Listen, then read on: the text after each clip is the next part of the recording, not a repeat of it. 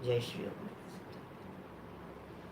तज्जयति परम ज्योति समं समस्तैरनंत पर्यायै दर्पण तल इव सकला प्रतिफलति पदार्थ मालिका यत्र परमागमस्य जीवम् निषिद्ध जात्यन्ध सिन्धुर्विधानम् सकल नय विलसितानां विरोधमथनं नमाम्यनेकान्तम् विरोधमथनं नमाम्यनेकान्तम्।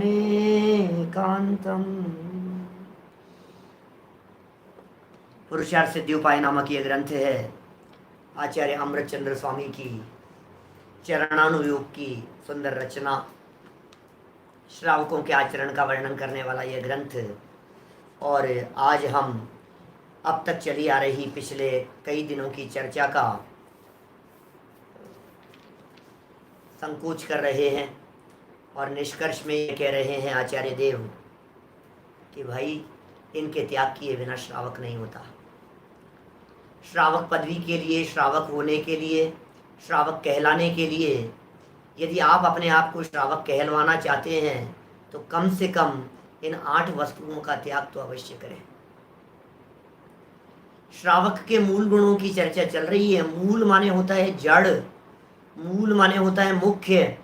मूल गुण, जो गुण जड़ में रहते हैं, जो गुण नीचे रहते हैं, जो गुण बेस हैं, जो गुण नींव में मौजूद हैं, उन गुणों का नाम है मूल गुण। उन गुणों को कहते हैं मुख्य गुण। ये श्रावक के होते हैं 8 और बाकी सबके अलग अलग कहे गए हैं।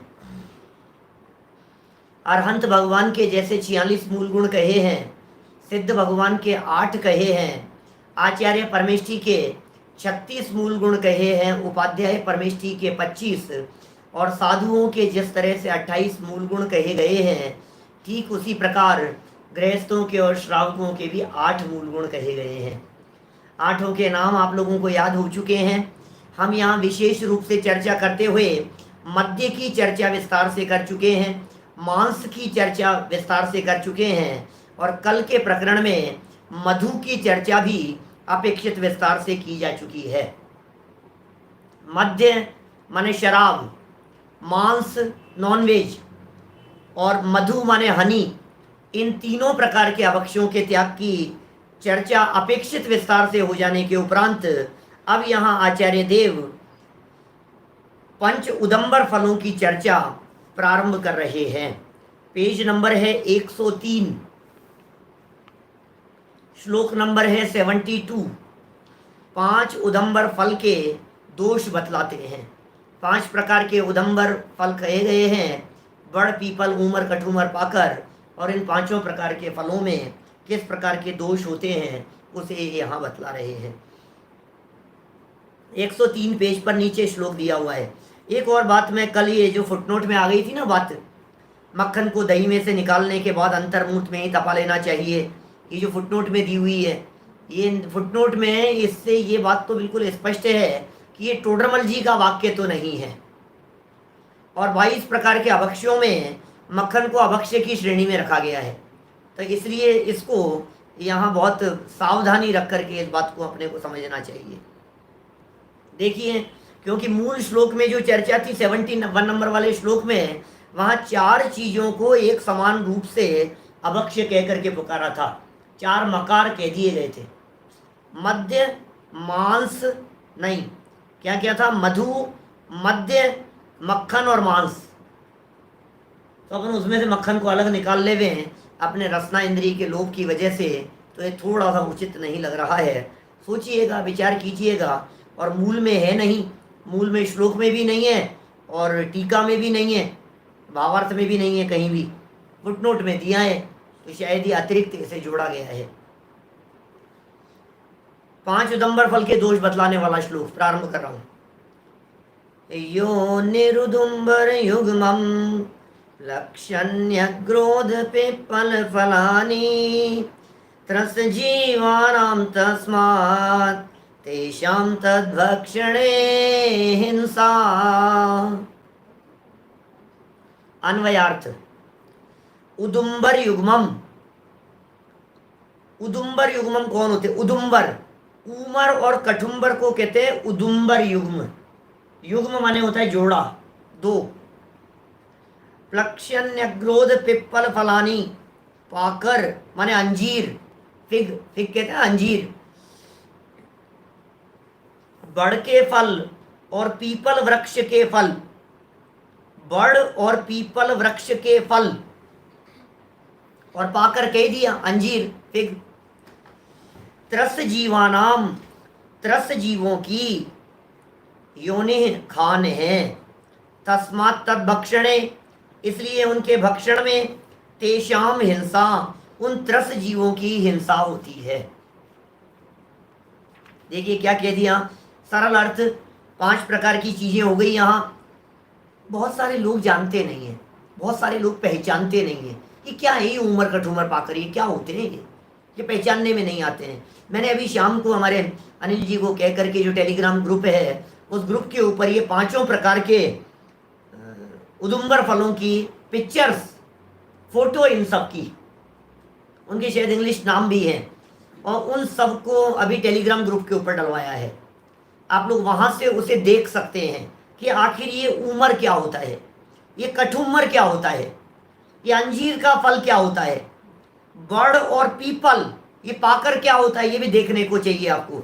और ये बड़ और पीपल क्या है, ये तो जानते ही होंगे, पीपल के वृक्ष तो जगह जगह होते हैं, बड़ का पेड़ लगा हुआ होता है, तो बड़ का पेड़ और पीपल का पेड़, ये दो तो प्रसिद्ध हैं, बड़ और पीपल का। तो बड़ है ना, बट वृक्ष, जैसे बड़ बड़, तो बड़ का वृक्ष और पीपल का वृक्ष, उन वृक्षों में लगने वाले जो फल हैं, उन फलों के सेवन में भी त्रस जीवों की हिंसा का पाप लगता है। क्या ख्याल में आ रही है बात? तो ये 5 प्रकार के यहाँ कह दिए गए हैं भाई। तो अपन इनके बारे में पढ़ते हैं अभी कि इनके भक्षण करने में, इनके खाने में त्रस जीवों की हिंसा का पाप लगता है, माने मांसाहार के पाप बराबर हो गया। एक तो हो गया प्योर मांस, और दूसरा हो गया मांसाहार जैसा, क्योंकि इसमें भी त्रस जीवों की हिंसा है ना, तो ये मांसाहार जैसा हो जाएगा। इनके चित्र जो डलवा दिए गए हैं आप वहीं से देख पाएंगे। हम कोशिश कर सकते हैं व्हाट्सएप ग्रुप्स के ऊपर भी डलवाने की, ये यहाँ तो डालना संभव नहीं है, और टेलीग्राम पर देख लें तो ज़्यादा बेटर है ना। फिर भी कोशिश करेंगे व्हाट्सएप ग्रुपों के ऊपर डाल, अपने जो मोक्ष मार्ग प्रकाशक और इसके जो ग्रुप है उनके ऊपर डाल देंगे। टीका पढ़ते हैं हम लोग। उदुम्बर युग्मम प्लक्ष्यन्यग्रोध पिप्पल फलानी त्रस जीवानाम योनि है। उदुम्बर और कठुमर, उमर और कठुमर दो नाम थे ना ये, उदुम्बर और कठुम्बर, और ये तो हो गए 2। तथा पाकर माने हैं अंजीर, ये पाकर शब्द का अर्थ है अंजीर।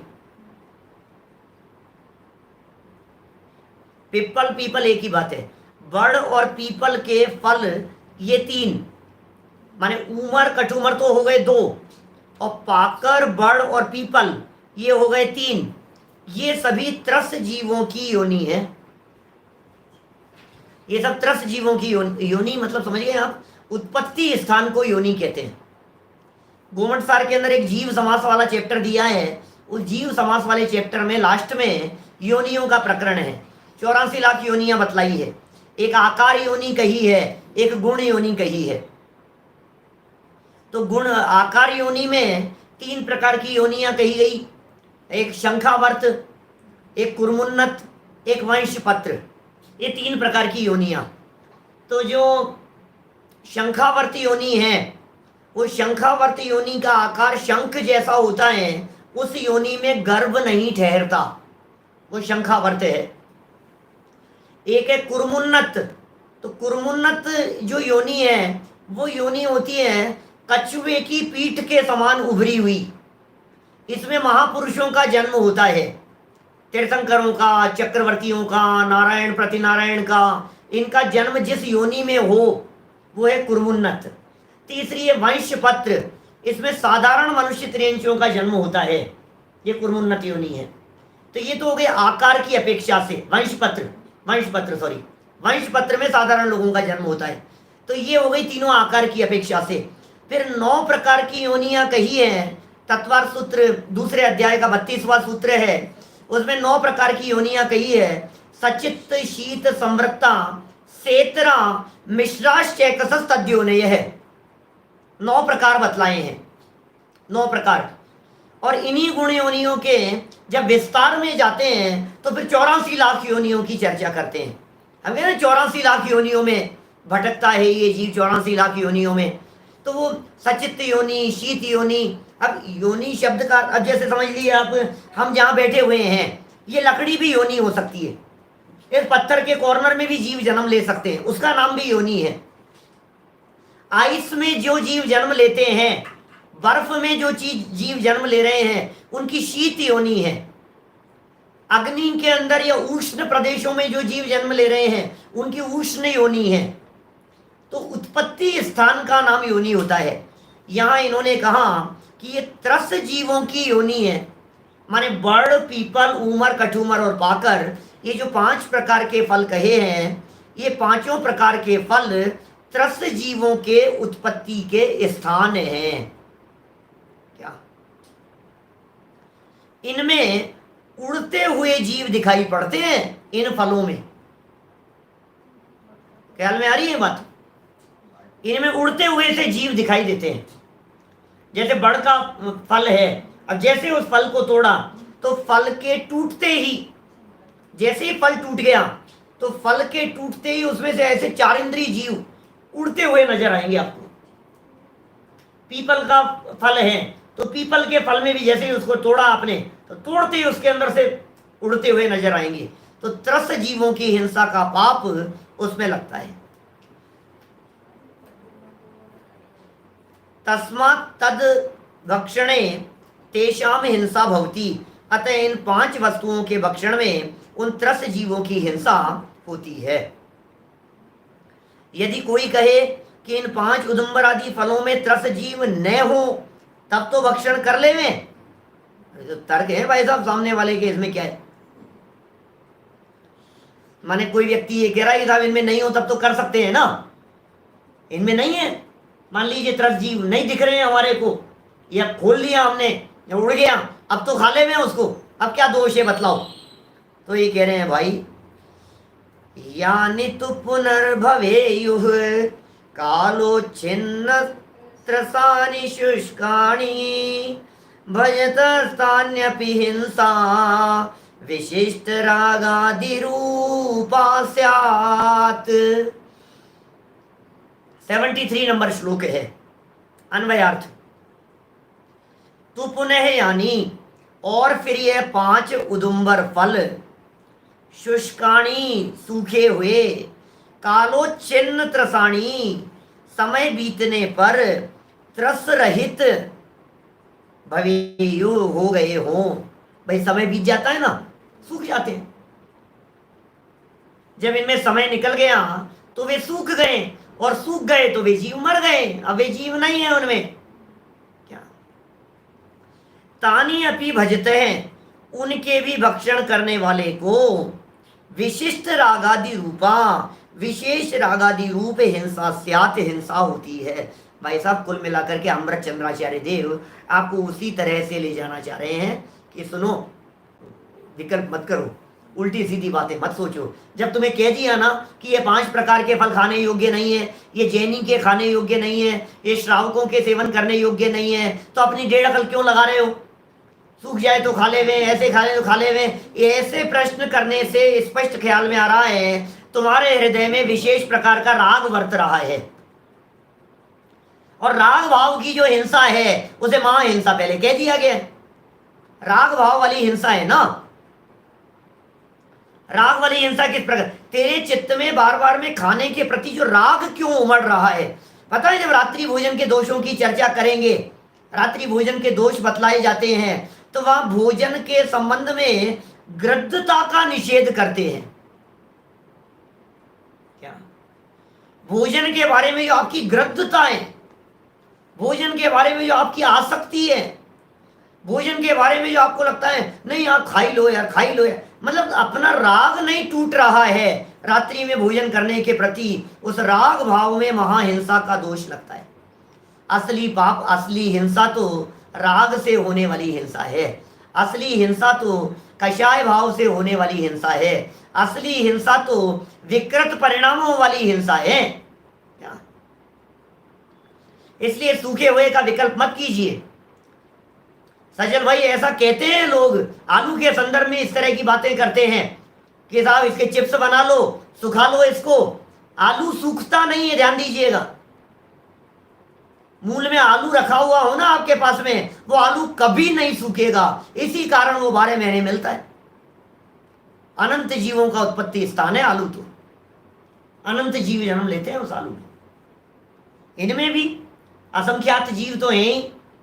एक तरस जीव के शरीर में कितने निगोदिया जीव हैं, अनगिनती जीव उसमें उत्पन्न होते रहते हैं, मांस है वो।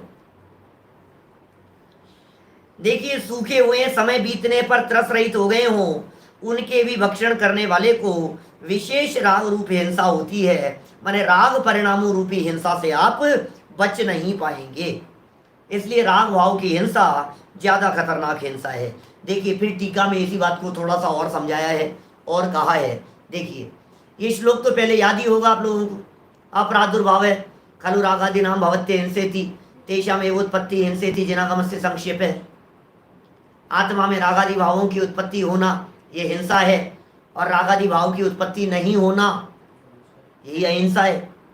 माने हिंसा और अहिंसा की ये जो व्याख्याएं हैं, ये व्याख्याएं तो मूल व्याख्या है, मूल परिभाषाएं ये तो। देखिए टीका, तो पुनः यानी शुष्काणी कालोच्छिन्न त्रसाणी भवेयुः तानि अपि भजतः हिंसा स्यात्। फिर जो 5 उदंबर आदि फल काल पाकर त्रस जीव रहित शुष्क हो गए हों, तो भी उन्हें खाने वाले को हिंसा होती है। अब तू नहीं मान रहा है, तो चाहे सूख गए हों चाहे बिना सूखे हुए हों, हमने तो कह दिया हिंसा का पाप लगता है। अब इतना कहने पर भी यदि तू नहीं माने, तो नहीं मानना है तो तेरी होनारी ऐसी है, फिर क्या कहें हम, बताओ। जब इतनी बातें कह देने के बावजूद भी आप उस बात को स्वीकार नहीं कर रहे हो, हमने तो कह दिया हिंसा का पाप लगता है, बस मां हिंसा है, उसके अंदर विशेष राग भाव से हिंसा होती है उसके खाने से। शुष्क हो गए हो तो भी हिंसा का पाप लगता है। और कौन सी हिंसा का? त्रस जीवों की हिंसा का पाप लग रहा है। त्रस जीवों की हिंसा के पाप का मतलब समझे क्या आप, क्या है? त्रस जीवों की हिंसा के पाप का मतलब होता है दुर्लभ लही जो चिंतामणि, उस चिंतामणि रत्न को छीन लेने जैसा पाप। सूखे हों चाहे गीले हों। कई लोग ऐसा कह सकते हैं कि साहब अदरक है, हल्दी है, ये सूख जाने के बाद में काम ले लेते हैं ना। तो जिनागम में स्पष्ट रूप से अदरक और हल्दी के बारे में उल्लेख है कि वो सूख जाने के बाद में सौंठ बन जाती है। अदरक काष्ठवत हो जाती है, वो लकड़ी जैसी हो जाती है। जो अपने हल्दी है, गीली हल्दी अभक्ष्य है, गीली हल्दी जमीकंद है। और क्या कहा दूसरा? अदरक, जिंजर, ये भी यदि गीली है तो वो अभक्ष्य है, वो अनंत काय है, बहुघात का उसमें दोष लगता है। 5 प्रकार के मूल अभक्ष्य कहे जाते हैं: त्रसघात, बहुघात, अनुपसेव्य, नशाकारक, अनिष्ट। ये 5 प्रकार के अभक्ष्य होते हैं। तो बहुघात कौन होते हैं? जिनमें बहुत सारे जीवों का घात हो। त्रसघात कौन उससे होते हैं? जिनमें त्रस जीवों का घात हो। तो ये जो प्रकरण अपना यहाँ चल रहा है, ये त्रसघात संबंधी प्रकरण चल रहा है। श्रावकों के लिए सर्वप्रथम ऐसी वस्तुओं का त्याग कर देने योग्य है जिनमें त्रस जीवों की हिंसा होती हो। सबसे पहले नंबर पर इनके बिना श्रावक पना नहीं हो सकता। देखिए, मूल गुणों में, श्रावक के मूल गुणों में, 8 मूल गुणों में 5 उदंबर फल, मध्य, मांस और मधु, इन 8 की बात कही ना। श्रावक के अष्ट मूल गुणों के अंदर या कोई ज्यादा मूल गुण बतला करके आलू के त्याग की बात तो नहीं कही, गाजर मूली के त्याग की बात तो नहीं कही। गलत अर्थ नहीं समझना भाई साहब। श्रावक जमीकंद का सेवन नहीं किया जाना चाहिए श्रावक के द्वारा, ये तो बिल्कुल स्पष्ट है, लेकिन मूल गुणों में तो उसे शामिल नहीं किया है। तो मूल गुणों में किनको शामिल किया कि जिन पदार्थों के सेवन करने में त्रस्त जीवों का घात होता हो, उनके निषेध की यहां बात कही गई है। बहुत सारे प्रश्न लोगों के उठते रहते हैं, ये खाएं कि नहीं खाएं, इसमें क्या होता है, इसमें क्या होता है। भाई साहब, चरणानुयोग का ग्रंथ है, अभी तो चरणानुयोग की चर्चाएं इसी चैप्टर से प्रारंभ हुई है। आप लोग धैर्य पूर्वक नियमित सुनते रहें, आपको एक एक विषय आता जाएगा। अभी भाववाद की चर्चाएं करेंगे, फिर जमीकंद आदि की चर्चाएं करेंगे, फिर कंदमूल आदि की बातें बतलाते रहेंगे जैसी जैसी है। तो बातें बहुत आने वाली है। अभी आज ही सब कुछ सीख लेंगे तो फिर कल क्या करेंगे। अमृत चंद्राचार्य के साथ साथ में चलते रहें। यहां जो प्रकरण है, ये प्रकरण त्रस्त जीवों के घात से होने वाली जो हिंसा है, उस हिंसा की निवृत्ति स्वरूप है, उसका त्याग कीजिए। फिर कह रहे हैं कैसी होती है हिंसा, हिंसा कैसी होती है, तो ये कह रहे हैं विशिष्ट रागादि रूपा, जिसमें पढ़ लिया था ना ऊपर वाली लाइनें, जिसमें विशेष राग भाव हुआ है ऐसे स्वरूप वाली। ये हिंसा किस प्रकार की होती है, कैसे स्वरूप वाली होती है, ये कह रहे हैं यहां पर विशेष राग भाव वाली होती है, विशेष प्रकार के राग स्वरूप वाली होती है। क्या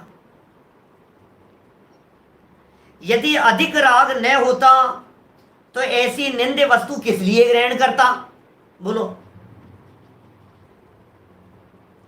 यदि इसको राग भाव नहीं होता, विशेष प्रकार का राग भाव आपका नहीं देखा जाता, तो फिर इसका सेवन किस लिए करता।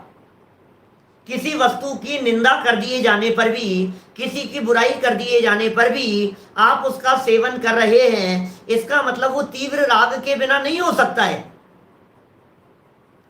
किसी व्यक्ति के बारे में बहुत बात ऐसी कह दी गई हो कि भैया ये तो चोर है, ये तो बदमाश है, और उसके बावजूद भी उन्हें आप अपने जॉब पर रख रहे हो, नौकरी पर रख रहे हो, सर्वेंट रख रहे हो, नियुक्ति कर रहे हो आप उसकी, तो फिर क्या होगा, क्या कहेंगे बोलो लोग, यार कुछ ना कुछ इनके साथ में कुछ खास है, यही कहेंगे ना।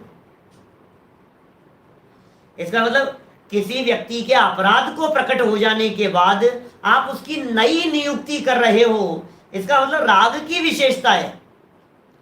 जैसे अभी पता है आगे चल करके अरे ऐसे ऐसे प्रकरण आएंगे, आपको लगेगा जली हुई रोटी, कच्ची रोटी क्या अभक्ष्य है। ये पुरुषार्थ सिद्धि उपाय में मैंने इस पुरुषार्थ सिद्धि उपाय के ऊपर व्याख्यान किए थे सन 1998-99 में, टोडरमल जी के मंदिर में चलाया था ये आद्योपांत, 1998-99 की बात है। परीक्षा भी ली थी, परीक्षा दिलवाई थी हमारे सभा में बैठने वाले लोगों को, सबको। तो मुझे वो प्रकरण वहां का ध्यान है उस समय का। कच्ची रोटी खाना अभक्ष्य, जली हुई रोटी खाना अभक्ष्य, ऐसी ऐसी चलित रस अभक्ष्य, रस बदल गया उसका और आप खा रहे हो। ये सारे प्रकरण चरणानुयोग के प्रकरण है, आचरण प्रधान ये ग्रंथ है, और उनके कारण सहित विवेचन और व्याख्याएं अमृत चंद्राचार्य करेंगे और टोडरमल जी भी उनकी व्याख्या करेंगे। मुझे मालूम है अभी फिर प्रश्न खड़े कर दोगे आप लोग कि साहब कच्ची रोटी में क्या दोष है, भाई साहब थोड़ी सी ज्यादा जली हुई जल गई तो क्या हो गया, उसमें उसके खाने में क्या दोष है। तो फिर मैं यही जवाब दूंगा कि अभी नहीं, जब अमृत चंद्राचार्य कहेंगे तब सुनना। देखो क्या कह रहे, क्या बात हो गई यहां, जिसमें विशेष राग भाव हुआ है ऐसे स्वरूप वाली। यदि अधिक राग न होता तो ऐसी निंद्य वस्तु किस लिए ग्रहण करता।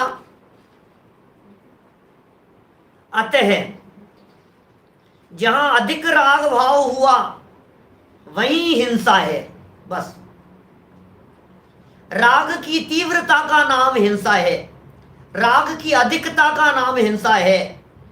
राग बहुत ज्यादा हो गया हो, उसका नाम ही हिंसा है। हमने आपको पहले भी कही थी ये बात, राग भाव हिंसा का जन्मदाता होता है। रागादि भाव निवारिते हिंसा ने भावित अवतरी, ऐसा दौलत राम जी का वचन है ना। द्रव्य हिंसा का त्याग करो, भाव हिंसा का त्याग करो, ये रागादि भाव आपको अत्यधिक हिंसा प्रदान करने वाले हैं।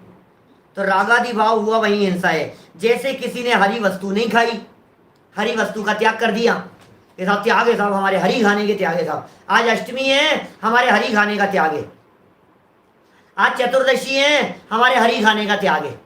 अब कर लिया आपने त्याग, परंतु उस वस्तु में राग भाव के सद्भाव के कारण, ध्यान दीजिएगा क्या कह रहे हैं,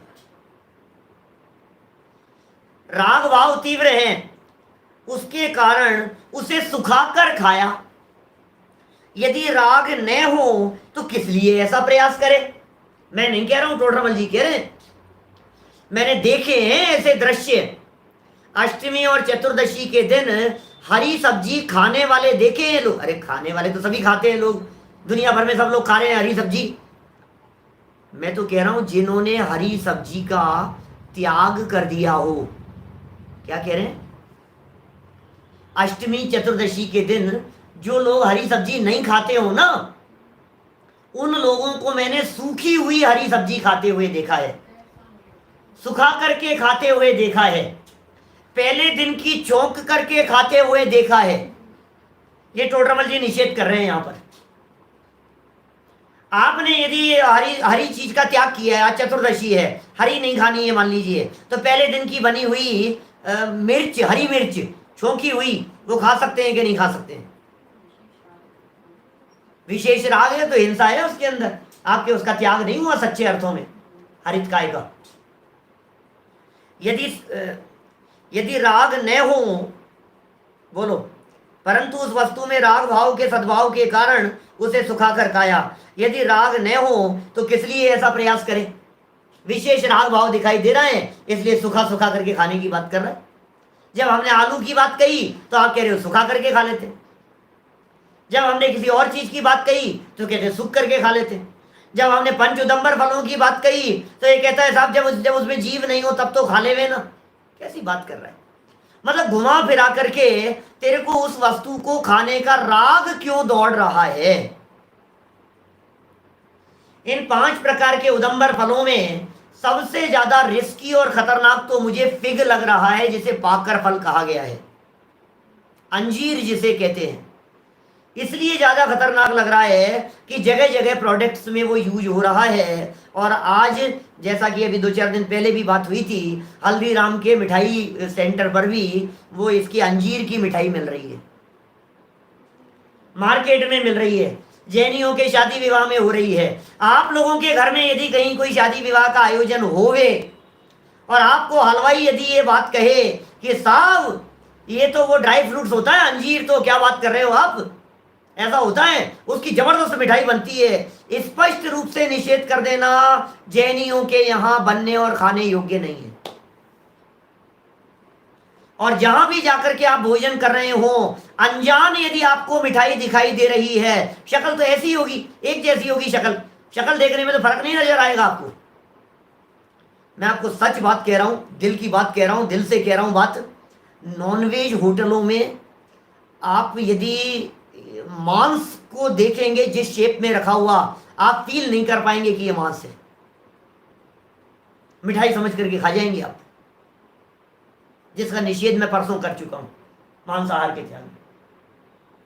मांस होता है ना, मांस, उस मांस को, किसी के शरीर के पार्ट को इस तरह से पीस बना करके, इस तरह की सफाई करके, इस तरह से धो करके, इस तरह से फ्रेश बना करके रखा जाता है सामने कि आपको वो लगेगा कि ये तो, इसमें तो क्या है, ये तो अच्छा दिख रहा है, टमाटर जैसा दिखाई देगा आपको ये जैसा लगेगा, आपको तरबूज जैसा दिखाई देगा आपको।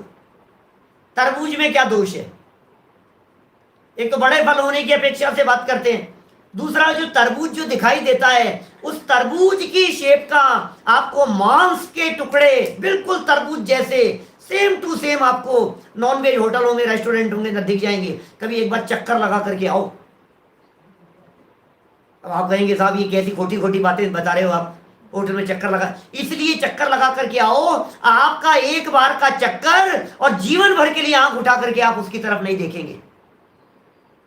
इसलिए कह रहा हूं, किसी चीज को जब अपनी आंखों से देख लिया जाता है ना, तो फिर आंखों देख के मक्खी नहीं निगली जाती है। ये प्रसिद्ध कहावत है जगत में। मैं द्विदल के संदर्भ में कई बार इस तरह की बात कहता हूं, अपने आंखों से प्रैक्टिकल करके देख लो, जीवन में आप कभी दोबारा खा नहीं पाओगे। लार बनाना अच्छी सी, दही बेसन मिले मिले मिले हुई चीज के अंदर अच्छे से लार बननी चाहिए मुंह में, और वो अच्छी सी लार को फिर थूकना उसमें, 10 मिनट के अंदर अंदर, 8 मिनट के अंदर अंदर आपको लटें तड़पती हुई नजर आएगी। बोलो, ऐसा है। अंजीर से खून बढ़ता है, ऐसा कह रहे हैं भाई साहब, खून बढ़ता है तो मांस बराबर हो गया ना, खून पीने जैसा हो गया ना वो। क्या कहें, प्रश्न उठाया बहुत सुंदर, टोडरमल जी का प्रश्न है, और टोडरमल जी की वही तार्किक शैली नजर आ रही है जैसी मोक्ष मार्ग प्रकाशक में नजर आई। प्रश्न में, यदि सूखी हुई वस्तु में दोष है तो अन्न क्यों खाते हो? यार गजब कर रहे टोडरमल जी, क्या प्रश्न उठा दिया है। यदि सुखा करके खाने में दोष है, मान लीजिए ये सब खाते हैं ना, क्या कौन सा पुदीना वगैरह और ये पत्तियां आती है इस तरह की, सुखा लेते हैं, तो पुदीना सुखा लिया, अब वो पुदीना पाउडर हो गया। वो धनिया है, धनिया सूख गया, धनिया के वो बन गए और वो उसको पीस लिया आपने, तो ये सब सूखा धनिया खाते हैं। और सारी जितने भी ये सूखे मसाले वगैरह होते हैं, ये सब ग्रीनरी तो है ही ना।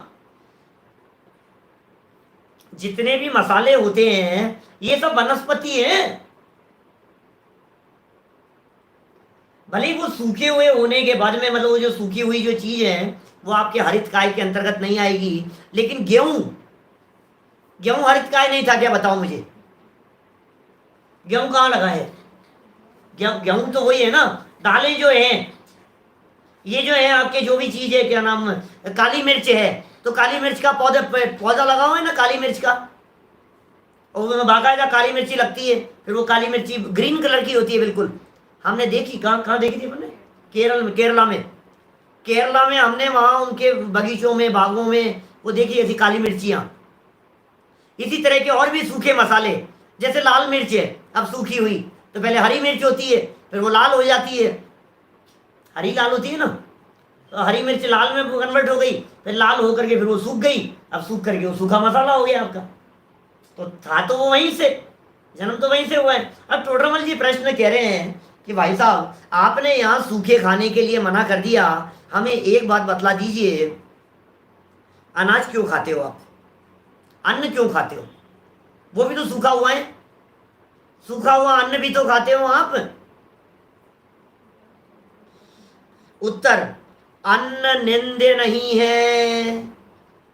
हम क्या बताएं आपको, अन्न जो है ये निंद्य नहीं है, तथा वह तो राग भाव के बिना सहज प्रवृत्ति से सूखता है। आप सुखाते थोड़ी ना हो गेहूं को, हाँ धो करके सुखाते हो वो अलग मैटर है, लेकिन आप उसको राग से थोड़ी ना सुखाते हो। इसको तो आपने खाने के लिए सुखाने की सोच रहे हो। उसका भक्षण भी साधारण पेट भरने के निमित्त किया जाता है। अन्न का भक्षण, अन्न की चीज है, अन्न का भक्षण क्यों कर रहा है व्यक्ति? साधारण कर रहा है, साधारण पेट भरने के लिए कर रहा है। अतः कुछ विशेष राग होने का कारण नहीं है, यहाँ तो विशेष रूप से राग भाव का होना ही हिंसा है, ऐसा बताया गया है। यानी यहाँ इस प्रकरण में जो चर्चा चल रही है, ये विशेष राग भाव के निषेध के लिए की जा रही है। अब देखिए, कथन का संकोच कर रहे हैं, और संकोच करते हुए अंतिम वाक्य के आधार पर मैंने हेडिंग दे दी है प्रवचन की, इनके त्याग के बिना श्रावक बना संभव नहीं है। अंतिम वाक्य है इसका, ये जो प्रकरण है ना, इनका त्याग किए बिना श्रावक नहीं होता। ये अष्ट मूल गुणों का पालन, मैंने आपको 5-7 दिन पहले भी जब ये प्रकरण प्रारंभ किया था तो आपका ध्यान आकर्षित किया था। 8 वर्ष की उम्र में अष्ट मूल गुणों का पालन कराया जाता है बच्चे को, 8 वर्ष की उम्र तक के लिए, जन्म होने के बाद। 40 दिन के बच्चे को पहली बार मंदिर ले जाकर, अच्छा दिन देख करके, एक आध दिन आगे पीछे 40-42 दिन का हो गया ना, अब उसे मंदिर ले जाते हैं। अब जिस दिन मंदिर लेकर के गए, वहां तब जाकर के वो जैन बना है। उससे पहले जैन नहीं था वो। फिर कान में नमोकार मंत्र सुनाया जाता है, चत्तारी मंगल पाठ आदि सुनाए जाते हैं। फिर उसके बाद में उस बालक को सारे घर के परिवार लोगों की उपस्थिति में अष्ट मूल गुणों का पालन कराया करने की प्रतिज्ञा दिलाई जाती है। 5 उदंबर फल और मध्य मांस मधु का त्याग कराया जाता है। इन 8 का त्याग 8 वर्ष की उम्र तक कराया जाता है और जिम्मेदारी दी जाती है माता पिता को कि अब ये जैन हैं और इनके इन अष्टमूल गुणों के पालन की जिम्मेदारी आपकी है 8 वर्ष की उम्र तक। और जब बच्चा 8 वर्ष का हो जाए उसके बाद में आप फ्री नहीं हो गए हैं। 8 वर्ष का हुआ, थोड़ा समझदार हुआ, तब उसको उसके जन्मदिन के दिन वापस याद करा दो कि बेटा देख ऐसा ऐसा हमने निभाया है तेरे साथ में, और अब तेरी जिम्मेदारी है, हम भी ध्यान रखेंगे और तू भी ध्यान रखना। इन चीजों का सेवन अपने को जीवन पर्यंत नहीं करना है। और फिर मैंने कही थी प्रतिवर्ष उसको याद कराते चले जाइए आप। इस तरह से इस कथन का संकोच करते हैं। 105 नंबर पेज 74 नंबर का श्लोक।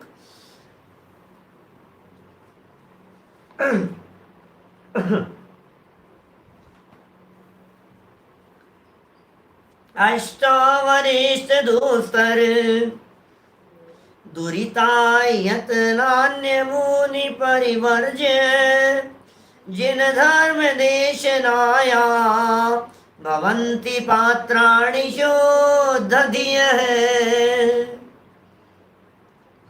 अन्वयार्थ। अनिष्ट दुस्तर दुरितायतनानि दुखदायक दुस्तर और पाप के स्थान। अमूनि अष्टौ ऐसे 8 पदार्थों का परिवर्ज्य परित्याग करके शुद्ध धिय निर्मल बुद्धि वाले पुरुष जिन धर्म देशनाया जैन धर्म के उपदेश के पात्राणी भवंती पात्र होते हैं वो। सोचो भैया, सोचो जरा गंभीरता से।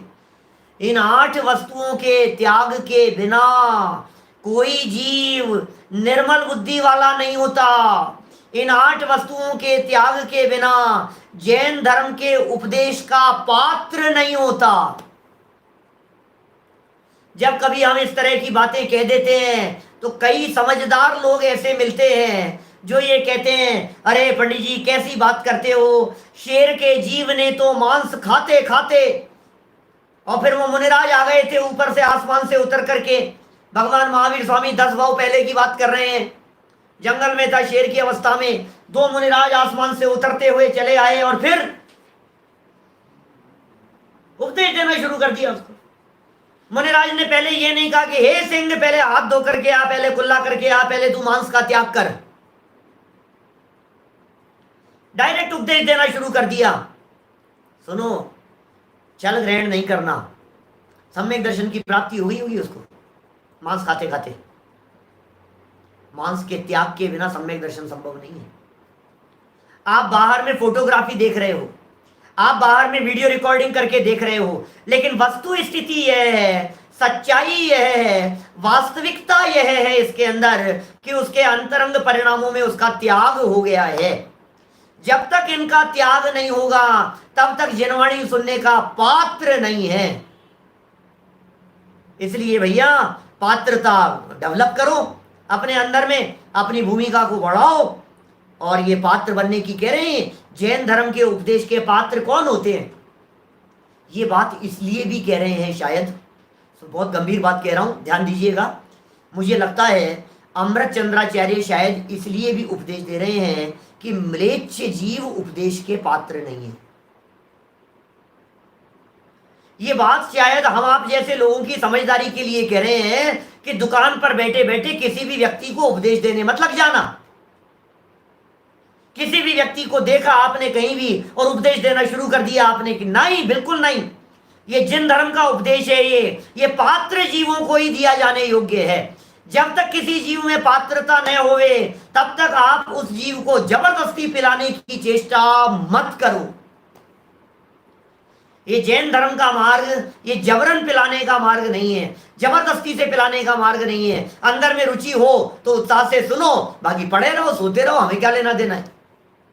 बैठे बैठे भी सोते, हम क्या करें, अंदर में तुम्हारे में पात्रता होगी, सच कहते हैं, दादा कहते हैं ऐसी बात। आप यदि तत्व सुनने के लिए तैयार हैं तो हम आधी रात को भी आपके साथ में तत्व चर्चा करने के लिए बैठे रहने को तैयार हैं। क्या जो चाहो अपनो कल्याण। लेकिन यदि आप तत्व से दूर हैं तो फिर हमारे पास में व्यर्थ की चर्चा करने के लिए आपके पास में 2 मिनट का भी समय नहीं आपके लिए।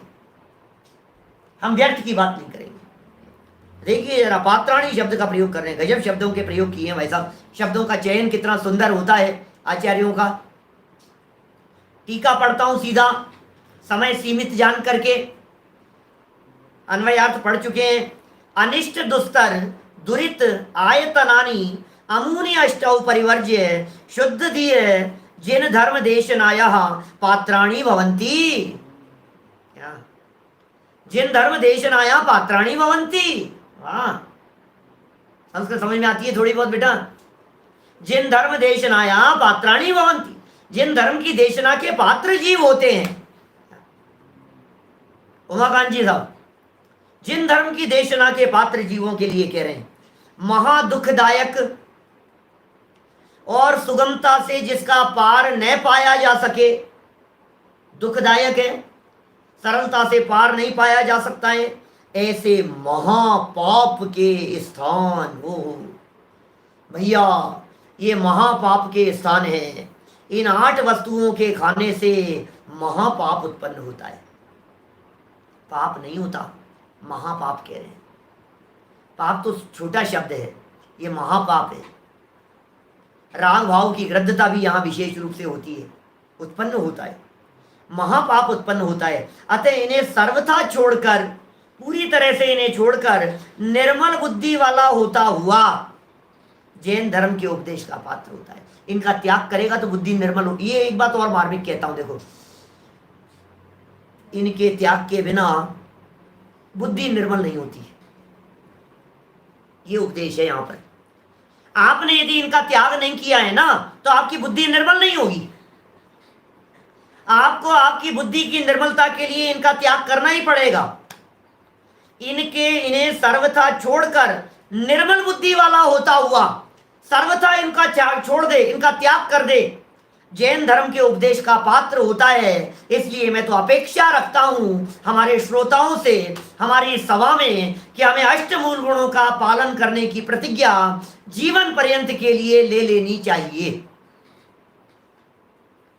लेकिन वही बात ध्यान रखना, प्रतिज्ञा लेने संबंधी नियमों को रख करके ध्यान रखना।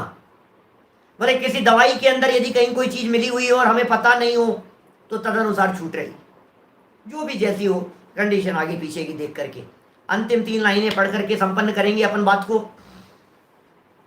प्रथम इनका त्याग करें, सबसे पहले इन चीज का त्याग करें, तत्पश्चात ही कोई अन्य उपदेश दिया जाए। इसलिए आचार्य भी यही काम करवाते हैं और इनके त्याग करने का विधान बतलाएंगे अभी नीचे चल करके। इनका त्याग किस तरह से करना, यहां तो कह दिया इन्होंने इनका त्याग करो, लेकिन त्याग करें कैसे, त्याग करने की विधि क्या है, त्याग करने की प्रक्रिया क्या है, वो प्रक्रिया बतलाएंगे। प्रथम इनका त्याग करे, तत्पश्चात ही कोई अन्य उपदेश दिया जाए।